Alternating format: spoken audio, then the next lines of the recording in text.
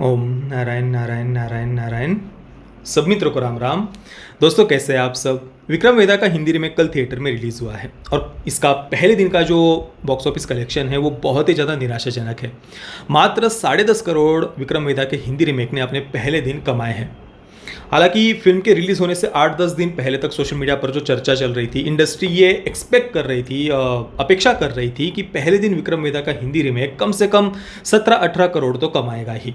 ऋतिक रोशन की कथित star power वगैरह के कारण फिल्म कलेक्शन करेगी, ऐसा इंडस्ट्री का मानना था। और फिर जैसे जैसे रिलीज़ डेट पास आती गई वैसे वैसे ये एक्सपेक्टेशंस और कम होते गए। 3-4 दिन पहले तक ये कहा जा रहा था कि चलो कम से कम 14-15 करोड़ तो फिल्म कमाएगी ही, पर आज जो फिगर निकल कर सामने आई है वो इंडस्ट्री के अनुसार बहुत ही ज़्यादा निराशाजनक है। मात्र 10.5 करोड़ के आसपास का फिल्म ने पहले दिन कलेक्शन किया है। और ये जो फिगर निकल कर सामने आई है वो भी ग्रॉस कलेक्शन है या नेट कलेक्शन है, ऐसा अलग अलग कहीं पर रिपोर्ट किया हो, ये मेरे पढ़ने में तो नहीं आया। मैंने काफ़ी सारे अलग अलग वेबसाइट पर भी चेक किया, पर ये एक ही फिगर बताई जा रही है। ग्रॉस और नेट कलेक्शन अलग अलग अभी तक तो मेरे पढ़ने में नहीं आया। हो सकता है कि नेट कलेक्शन इससे भी कम हो। और सेकंड डे का जो प्रिडिक्शन जो मैं देख रहा हूँ वो भी मात्र 12.5 करोड़ के आसपास का ही है। तो सेकंड डे का जो अर्ली एस्टिमेट्स या जो भी है लोग एक्सपेक्ट कर रहे हैं वो भी बहुत निराशाजनक है। और वैसे भी जो फिल्म की एडवांस बुकिंग हमें पहले से दिख रही थी 4-5 दिन पहले, 3-4 दिन पहले से ही, वो पहले से ही काफ़ी निराशाजनक थी। और वैसे देखा जाए तो अगर कोई सच में बॉलीवुड का हित चाहता है, अगर सच में कोई इस इंडस्ट्री का हित चाहता है तो उसे इस बात से उल्टा खुश होना चाहिए कि ये फिल्म नहीं चली, इस फिल्म को ऑडियंस ने रिजेक्ट कर दिया। क्योंकि जब तक ये सो कॉल्ड स्टार्स और सो कॉल्ड सेलिब्रिटीज़ जो है, इनका ये जो स्टार और सेलिब्रिटी कल्चर है, ये जब तक बॉलीवुड में रहेगा या किसी भी इंडस्ट्री में जब तक रहेगा, विशेषतः बॉलीवुड में ये नुकसानदायक क्यों है वो मैं आपको आगे बताऊंगा। तो जब तक ये स्टार और सेलिब्रिटी कल्चर रहेगा तब तक ये बॉलीवुड के लिए ही नुकसानदायक है। क्योंकि देखिए, एक तो इंडस्ट्री में कुछ गिने चुने प्रोडक्शन हाउस हैं, गिने चुने कुछ ऐसे चेहरे हैं जिनको बार बार बड़े बड़े प्रोडक्शन हाउस के द्वारा यूज़ किया जाता है, बार बार उनको ऑडियंस के सामने दिखाया जाता है और उनको दिखाकर इंडस्ट्री चाहती है कि ऑडियंस थिएटर तक आ जाए। कंटेंट पर कोई मेहनत नहीं, जिसे ये लोग आर्ट कहते हैं, कला कहते हैं, उस कला का ये खुद ही सम्मान नहीं करते। हमने आज से 4-5 वर्ष पहले तक आप देखिए, ये जो सो कॉल्ड स्टार्स है, सो कॉल्ड सेलिब्रिटीज़ है, ये कुछ ऐसे डेमीगॉड्स वगैरह बनकर बैठे हुए थे। भाई हमारी कोई आलोचना नहीं कर सकता, हमें कोई क्रिटिसाइज़ नहीं कर सकता। हम जो बनाएंगे, हम जो कहेंगे वही सही है, हम जो बनाएंगे वही ऑडियंस को देखना पड़ेगा। और आज से 4-5 वर्ष पहले तक भी आप ये स्टार और सेलिब्रिटी कल्चर देखिए, कितना ऐसा पावरफुल था कि इनके बारे में कोई एक शब्द भी अगर कुछ बोल दे तो पूरा का पूरा इनका ये जो इकोसिस्टम है, सो कॉल्ड फैंस वगैरह है, वो ऐसे अटैक करने के लिए आ जाते थे। हालांकि अभी भी हो रहा है। अब जब मैंने कल विक्रम वेदा के हिंदी रीमेक का रिव्यू किया, मैं कल से देख रहा हूँ लगातार गालियों पर गालियाँ दी जा रही है। क्यों? क्योंकि बस जैसी फिल्म का मेरा जो अनुभव था वो मैंने सभ्य भाषा में वो अनुभव बताया। अब इंडस्ट्री खुद बड़ी बड़ी फ्रीडम ऑफ एक्सप्रेशन की बातें करती है। फ्रीडम ऑफ एक्सप्रेशन की आड़ में हमारे कल्चर को टारगेट करना, संस्कृति की जड़ों को काटने का प्रयास करना, नक्सलियों को क्रांतिकारी बताना, आतंकवादियों के प्रति सिंपैथी पैदा करना, बहुत लंबी चौड़ी लिस्ट है। ये लगातार फ्रीडम ऑफ एक्सप्रेशन के नाम पर ये इंडस्ट्री करती आई है। पर अगर कोई व्यक्ति सभ्य भाषा में फिल्म के बारे में अपना अनुभव अगर व्यक्त करता है तो उसको इस प्रकार से टारगेट किया जाता है। अब मैं ये नहीं कह रहा कि भाई फिल्म की पीआर टीम ने टारगेट किया या कौन थे, बॉलीवुड प्रेमी थे या कौन थे, पता नहीं। पर सही मायने में अगर बॉलीवुड का कोई हित चाहता है तो उन्हें खुद स्वयं होकर ये जो कुछ सो कॉल्ड स्टार्स की, सो कॉल्ड सेलिब्रिटीज़ की या कुछ गिने चुने ऐसे 2-3 बड़े बड़े प्रोडक्शन हाउस की जो मोनोपोली बनी हुई है ना, उस मोनोपोली को ख़त्म करने के लिए स्वयं इस इंडस्ट्री के हितैषी जो लोग हैं उन्हें प्रयास करना चाहिए। देखिए, अभी तो इंडस्ट्री के अंदर के भी कुछ लोग ये बात समझ रहे हैं और जितना वो जल्दी और अच्छे से समझ जाएंगे इसमें इस इंडस्ट्री का ही भला है। पर देखिए, आज से 3-4 वर्ष पहले तक भी क्या होता था, कुछ ऐसे अलग अलग जो उत्सव है, हमारे फेस्टिवल्स हैं, उनको अलग अलग स्टार्स ने अपने लिए बुक किया हुआ था। पहले डेट बुक कर ली जाती थी, स्टार बुक कर लिया जाता था कि इस फलाने तारीख को इस हमारे स्टार की ये फिल्म आएगी, और उसके बाद में उस स्टार को सो कॉल्ड स्टार को, सो कॉल्ड सेलिब्रिटी को ध्यान में रखते हुए, उसको सामने रखते हुए स्क्रिप्ट लिखी जाती थी, उसके अनुसार स्क्रिप्ट में चेंजेस किए जाते थे। तो क्या ये आर्ट का सम्मान है, कला का सम्मान है? मतलब कंटेंट पर कोई मेहनत नहीं करनी है, वही घिसा पिटा कंटेंट बार बार दिखाना है, वही घिसे पिटे एक्शन सीक्वेंसेस हमें बार बार दिखाना है। एक फॉर्मूला कहीं पर अगर हिट हो जाए तो बार बार उसी को रगड़ते रहना है, उसी को घिसते रहना है। आप देख लीजिए ज़्यादातर मसाला एक्शन फिल्म्स जो है, एक दो कहीं पर अगर एक पर्टिकुलर टाइप की फिल्म अगर हिट हो गई तो उसी को इतना रगड़ना है, इतना घिसना है कि लोग ऊब जाते हैं फिर। अब टाइगर श्रॉफ की फिल्में आप देख लीजिए, एक दो फिल्में शुरुआत की, कुछ कलेक्शन कर लिया 2-3 फिल्मों ने, तो बस उसी प्रकार की फिल्में वो लगातार बनाए जा रहे हैं। मुझे तो, मैंने कई बार कहा है, टाइगर श्रॉफ की जो जितनी भी फिल्में हैं उनमें तो कोई फ़र्क ही नज़र नहीं आता। कोई मेरे सामने अगर कोई एक सीन चला देना तो मुझे सोचना पड़ेगा कि भाई ये कौन सी फिल्म का सीन है टाइगर श्रॉफ की। और दूसरी भी जो मसाला एक्शन फिल्में आप देख लीजिए, और उनमें भी ये सारी जो फिल्में हैं वो रीमेक होती है। घिसा पिटा कंटेंट, घिसे पिटे एक्शन सीक्वेंसेस तो यही, ऊपर से रीमेक पर रीमेक बनाए जाना है। और ये सब कुछ बिना क्रिएटिविटी वाला कंटेंट बस कुछ चेहरे दिखाकर इंडस्ट्री सेल करने का प्रयास करती है। तो सबसे पहली बात तो ये अपने आप में ही कला का अपमान है। आर्ट जिसे ये लोग कहते हैं उसका ये अपमान है। इवन अभी जिस चुप फिल्म को, जो कि एक बहुत ही ज़्यादा एवरेज फिल्म थी, बिलो एवरेज फिल्म हम उसको कह सकते हैं, निराशाजनक थी जो फिल्म बहुत ही ज़्यादा, उस फिल्म में ही, चुप में ही एक डायलॉग था कि फिल्म मेकिंग जो ये कला है, आर्ट है, वो कोई कॉपी मशीन नहीं होती। जो लोग रीमेक पर रीमेक बनाते जाते हैं तो वो तो कला का सबसे बड़ा अपमान है। वो तो खुद उस फिल्म में ही एक डायलॉग था। तो ये बात है, कम से कम ये बात है इंडस्ट्री को ही सीरियसली लेनी चाहिए। और लोग अभी ऊब चुके हैं उसी सेम टाइप के घिसी पिटे कंटेंट से, घिसी पिटे रीमेक से। और रीमेक में भी आप देखिए, ठीक है, कई बार कुछ रीमेक भी तब थोड़े बहुत काम कर पाते हैं, जैसे कि दृश्यम का जो रीमेक था, अजय देवगन की जो रीमेक फिल्म थी, वो सीरियसली मुझे पसंद आई थी, क्योंकि ओरिजिनल फिल्म मेरे अनुसार अभी तक भी हिंदी में अवेलेबल नहीं है। जो पहली दृश्यम फिल्म आई थी तो लोगों को उसके बारे में ज़्यादा पता नहीं था। तो अजय देवगन की जब दृश्यम फिल्म आई थी तो वो ठीक है, ऐसा रीमेक भी हम समझ सकते हैं कि भाई ओरिजिनल फिल्म किसी ने देखी ही ना हो और आप ऑफिशियल रीमेक बना रहे हो, वो भी हम समझ सकते हैं। पर ओरिजिनल फिल्म हिंदी में भी अवेलेबल होती है, सब लोगों ने देख ली होती है, और उसके बाद फिर आप कुछ रीमेक बनाते हैं। और उसमें भी आप देखिए, चलो रीमेक भी बनाना हो तो भी आप जब उसको एक एडप्टेशन आप जब कहते हैं उसमें कुछ इंडियन टच तो आप दीजिए ना। जैसे आप देखिए वो कॉन्ट्रा तियाम्पो जो स्पेनिश फिल्म थी, उसका जब रीमेक किया, द इनविजिबल गेस्ट उसका ओरिजिनल इंग्लिश में नाम था, उसका जब बॉलीवुड ने रीमेक किया, बदला उसे नाम दिया, इवन उन्होंने भारत के दृष्टिकोण परिप्रेक्ष्य में कहानी में कुछ चेंजेस नहीं किए, कहानी फॉरेन में ही स्थित उन्होंने रखी। चलो आप किसी फिल्म का रीमेक भी कर रहे हैं तो इंडियन ऑडियंस के अनुसार आप कुछ चेंज तो करिए ना।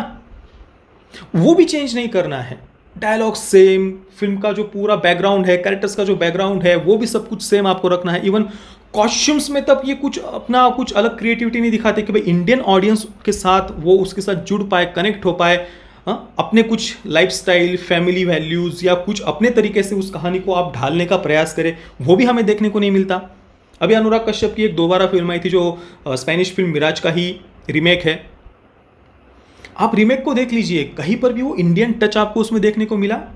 दोबारा का हमारा रिव्यू देखिए, मैंने उसमें पूरा डिटेल में बात की हुई है। तो बॉलीवुड जब रीमेक भी बनाता है ना, तो कहीं पर भी भारत के परिप्रेक्ष्य में उसको ढालने का प्रयास नहीं करता। ढालने का प्रयास छोड़िए, जिन कुछ तेलुगु फिल्मों का रीमेक भी हम देखते हैं ना, ओरिजिनल रीजनल फिल्म में कुछ इंडियन टच होता है, चाहे वो हमारी लाइफस्टाइल हो या फैमिली वैल्यूज़ हो या परिवारों को जिस प्रकार से दिखाना होता है या जो उत्सव जो जिस प्रकार से सेलिब्रेट किए जाते हैं, ये सारी बातें ओरिजिनल फिल्म में हमें दिखाई देती है। पर उसी का बॉलीवुड जब रीमेक करता है तो वो इंडियन टच ही हटा देता है। और विक्रम वेदा आप देखिए, हर प्रकार से डिसअपॉइंटिंग फिल्म थी। ऋतिक रोशन का परफॉर्मेंस किसी भी प्रकार से, उनका जो व्यक्तिमत्व है वो वेदा के कैरेक्टर पर सूट नहीं कर रहा था। भले ही चलो कोई बस किसी का फ़ैन है इस कारण से वो बड़ा चढ़ाकर बातें प्रशंसा कर दे, पर हृदय पर हाथ रखकर सोचिए, क्या वो परफॉर्मेंस कहीं से भी उस कैरेक्टर पर सूट हो रहा था? जो एक्सेंट है वो कहीं पर भी वो नेचुरल लग रही थी, वो फोर्सफुली नहीं लग रही थी? बिल्कुल वो फोर्सफुली लग रही थी। और ये कई बार हमने देखा है। इवन अभी मधुर भंडारकर की जो बबली बाउंसर फिल्म आई थी, उसमें भी तमन्ना भाटिया का जो एक्सेंट थी वो कहीं पर भी नेचुरल नहीं लग रही थी। भले ही फिल्म का जो मूल भावना थी वो अच्छी थी, उतना बढ़िया तरीके से मधुर भंडारकर जी उसको प्रेजेंट नहीं कर पाए थे, वो एक अलग बात है, पर वो एक्सेंट उतना नेचुरल नहीं लग रही थी, फोर्सफुल ही लग रही थी। और ये कई बार हमने देखा हुआ है। और ऋतिक रोशन को उस कैरेक्टर के लिए कास्ट करना ये अपने आप में ही मुझे बहुत गलत डिसीजन लगा। ऊपर से एक्सेंट भी को भी अगर हम छोड़ दें तो उत्तर प्रदेश में उन्होंने कहानी को स्थित किया है, लखनऊ में, पर उसके अनुसार कुछ वो टच देखने को मिला। मुझे फिल्म बिल्कुल भी रियलिस्टिक नहीं लगी। उन्होंने कैरेक्टर्स को ग्लैमराइज करने के चक्कर में, एक्शंस को ओवर द टॉप करने के चक्कर में, वो फिल्म जो रियलिस्टिक होनी चाहिए थी, एक क्राइम थ्रिलर फिल्म में सबसे ज़्यादा आवश्यक होता है फिल्म का रियलिस्टिक होना। आप एक अपराधी को दिखा रहे हैं, एक क्रिमिनल को दिखा रहे हैं, एक पुलिस ऑफिसर और क्रिमिनल के बीच के संवाद है फिल्म में, उसमें ओवर द टॉप एक्शंस का कोई मतलब ही नहीं था। उन दोनों के बीच के जो फिलोसॉफिकल जो कुछ संवाद है उस पर ज़्यादा फोकस होना चाहिए था फिल्म का, वही फिल्म का सबसे बड़ा प्लस पॉइंट था। पर उससे फोकस हटाकर आप कुछ ज़बरदस्ती के आइटम सॉन्ग्स जैसा कुछ टाइप डाल रहे हैं, अल्कोहलिया वगैरह, जो सुनने में भी कुछ ढंग का नहीं था वो गाना। और उसको जिस प्रकार से कुछ एक बार के अंदर वो उन्होंने शूट किया था, विचित्र से कपड़े पहने हुए कुछ नाच रहे थे लोग, कैरेक्टर्स ऋतिक रोशन के कैरेक्टर के साथ में, क्या मतलब था उसका? कहीं पर भी वो उत्तर प्रदेश में स्थित लग रहा है? बिल्कुल भी नहीं। तो देखिए, मैंने भी कई सारे रीमेक को मुझे पसंद आए हैं, जैसे कि जर्सी का जो रीमेक था, शाहिद कपूर उसमें मुख्य भूमिका में थे। एक डिसेंट रीमेक मैं उसे कहूँगा, भले ही सीन टू सीन रीमेक भी हो, पर फिर भी डिसेंट रीमेक था। कहीं पर भी ज़बरदस्ती उन्होंने कुछ चेंजेस करके, या अच्छा लगा मुझे ओवरऑल। वो रीमेक भी अगर कोई देख ले तो उसका एक्सपीरियंस ख़राब नहीं होगा। पर यहाँ पर ये जो रीमेक था विक्रम वेदा, वो हर प्रकार से डिसअपॉइंटिंग था। और पहले से ही ऑडियंस हम आज देख रहे हैं कि वो कुछ नया क्रिएटिव देखना चाहते हैं। और इस कारण से विक्रम वेदा मुझे लगता है कि ब्रह्मास्त्र से भी बड़ी फ्लॉप होने के लिए जा रही है। ब्रह्मास्त्र का भी आप देखिए कुछ 248 करोड़ के आसपास का इंडिया नेट कलेक्शन अभी तक हुआ है, ऐसा रिपोर्ट्स में मैंने पढ़ा। फिल्म का जो बजट है वो 410 करोड़, कुछ लोग 425 करोड़ बता रहे हैं। और कुछ लोग तो कुछ दूसरे कुछ वीएफएक्स की कॉस्ट और जो पब्लिसिटी वगैरह, जो पीआर कॉस्ट वगैरह है वो पकड़कर कुछ लोग तो 600 करोड़ से भी आगे बता रहे हैं। पर वो भी हम छोड़ देते हैं। 410 करोड़ भी अगर हम पकड़ ले तो उस दृष्टि से जो इंडिया नेट कलेक्शन है 248 करोड़, वो बहुत ज़्यादा निराशाजनक है। और उस पर भी काफ़ी सारे लोग संदेह उत्पन्न कर रहे हैं, प्रश्न चिन्ह उठा रहे हैं, कॉर्पोरेट बुकिंग की बातें की जा रही है।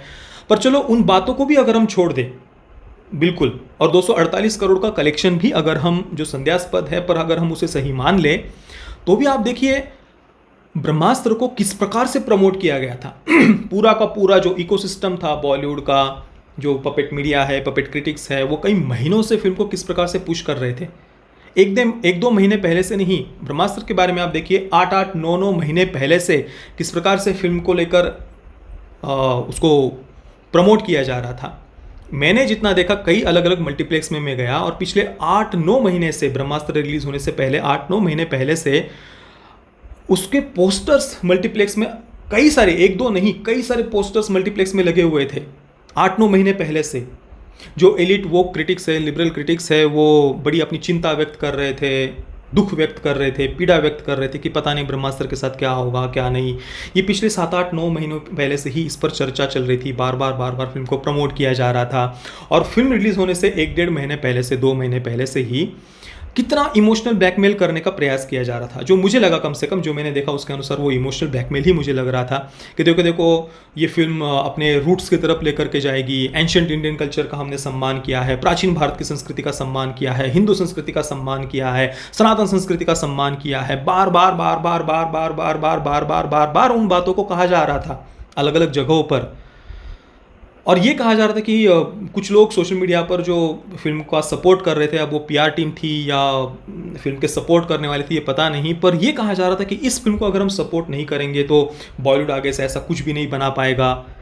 हालांकि इस बात में मुझे कुछ लॉजिक समझ में नहीं आया कि वोक कंटेंट को तो लोग हमेशा रिजेक्ट करते आ रहे हैं, पर फिर भी बॉलीवुड वोक कंटेंट तो बनाते जाता है, भले ही ऑडियंस उसको कितनी भी बार रिजेक्ट कर दे।